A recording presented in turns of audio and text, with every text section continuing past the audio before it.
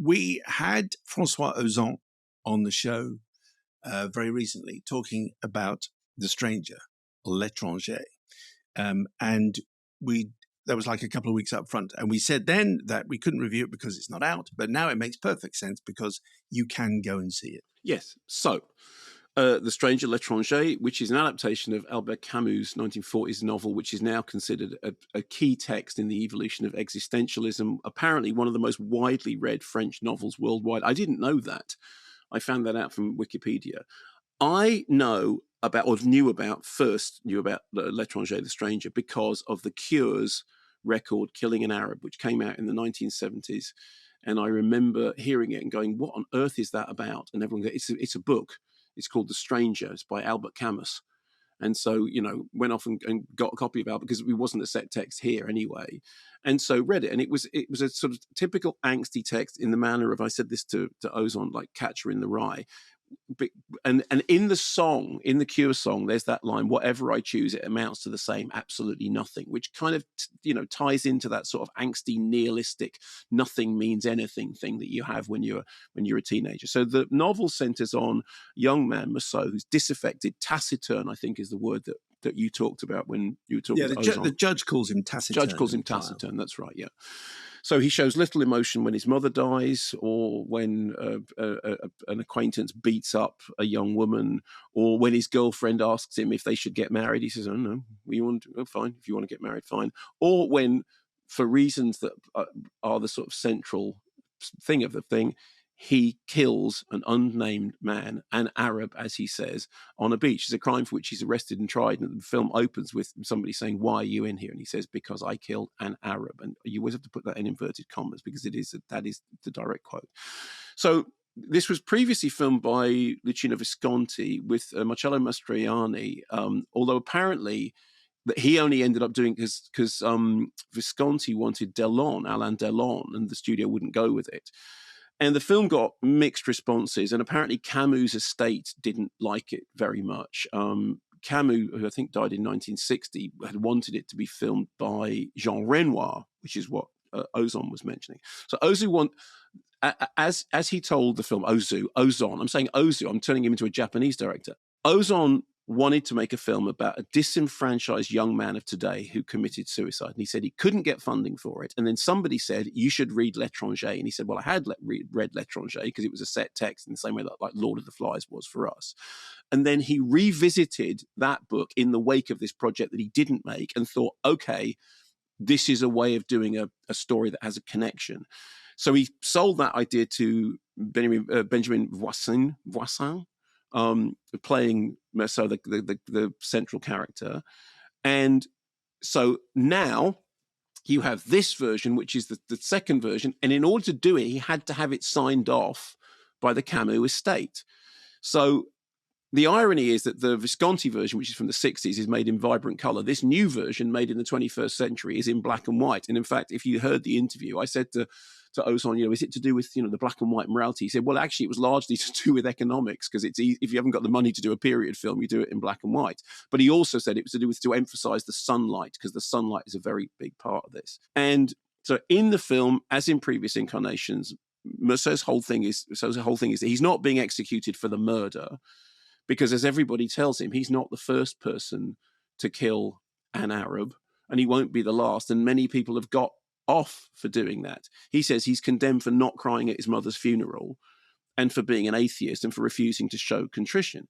So Ozon uses that narrative, but he says that what he's doing is updating it for 2026, not 1942. And he said in our interview, because you asked him about this directly, that what shocked me when I read the book today was the invisibilization of the Arabs. And he then went on to say that the book has been attacked for being colonialist, which it's not, he says.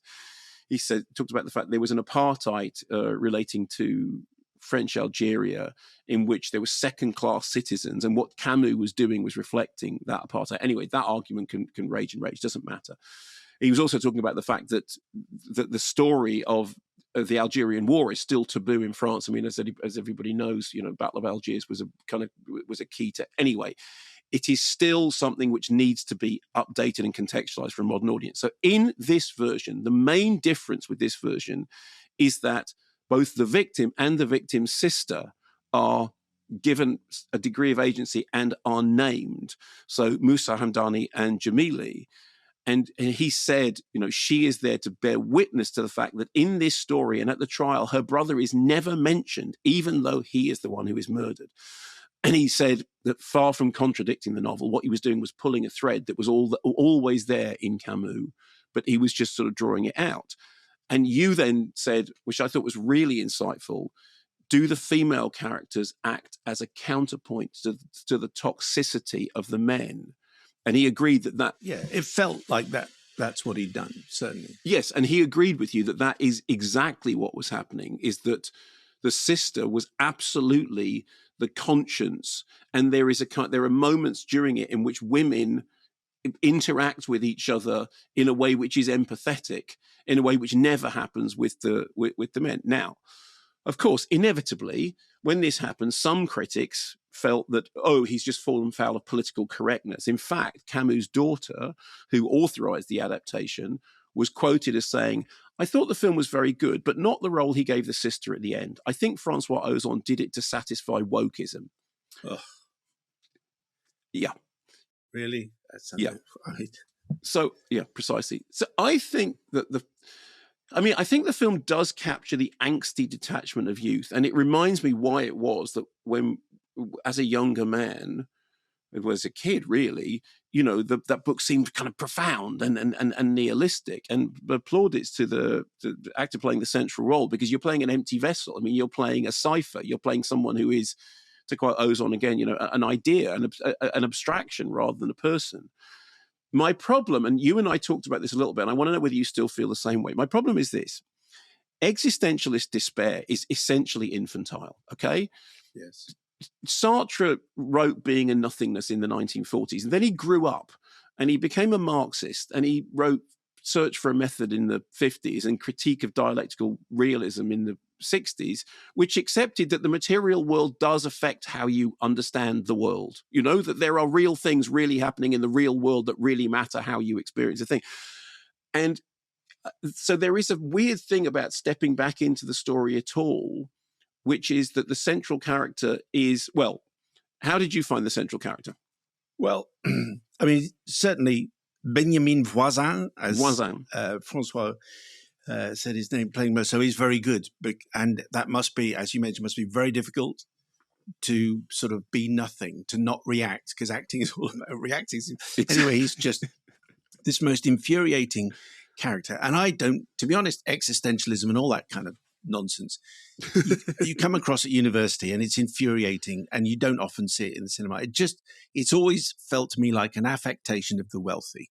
And you can just go, oh, yes, life is absurd, nothing matters. Well, you can think life is absurd, but how about everything matters? And if the thing that you think about means that when the woman next door is being beaten up, you don't have an opinion, then frankly, your whole outlook is completely rubbish. So I agree with you. Just grow up. It is something that you might want to think about when you're 15. But Merceau is a grown man, and he just hides and is nothing to anybody. So I found it very well done, very well directed. I thought the black and white was excellent, but the whole idea that existentialism means anything or is profound in any way to be ludicrous. That's what I thought. Okay, so let me ask you this. If you think that the central character and the central philosophical thrust of that character is ludicrous, does that mean necessarily that the film itself is ludicrous, or does it mean that the film is a rendering? Fine. Okay. So we're on the same page. I kind of thought we're supposed to be infuriated by this guy. We're supposed to think this is outrageous, and the only bit of the movie which I didn't quite agree with or thought you've lost me there is when Merceau is with his girlfriend Marie, played by Rebecca Mardet. Yes, and she says, "Oh, I love you. I want to get married." And he goes, "All right, okay. I mean, I don't mind." Surely every woman at that point would have gone, "Okay, I'm out of here. You are so infuriating. You don't care about anything at all. I'm gone." So I did think that most women would have just scarpered at that point, even though obviously, he's got a nice butt. And that may well be enough for her, but it wasn't enough for me.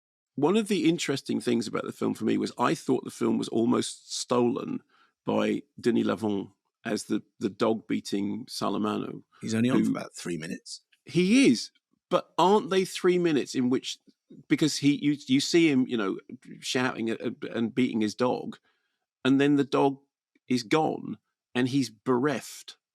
And he, and I know there's the whole metaphor about the way in which all that stuff going on. But I thought that there was something.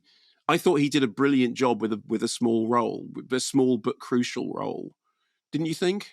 Yes, I did. I thought he was very good. But then of course Meursault just goes, well, Gallic shrug, je ne sais pas. So, I don't care. It's a dog, whatever. But do we agree that the accusation of wokeism is just piffle? Oh, it's ludicrous. Because I thought he did that. I thought he did that very well. He's making the same story, but he's just aware of the fact that obviously it's a colonial story, even if it's not written as a colonialist piece of literature. It is about the French occupation of Algeria. It's an interesting story. I thought it was very subtly handled, all that. Yeah. And and it just makes my toes curl that people go. I don't think that was the French original. Anyway, the movie is L'Étranger or The Stranger. Be interested to know what you think. Correspondence at Kermode.com.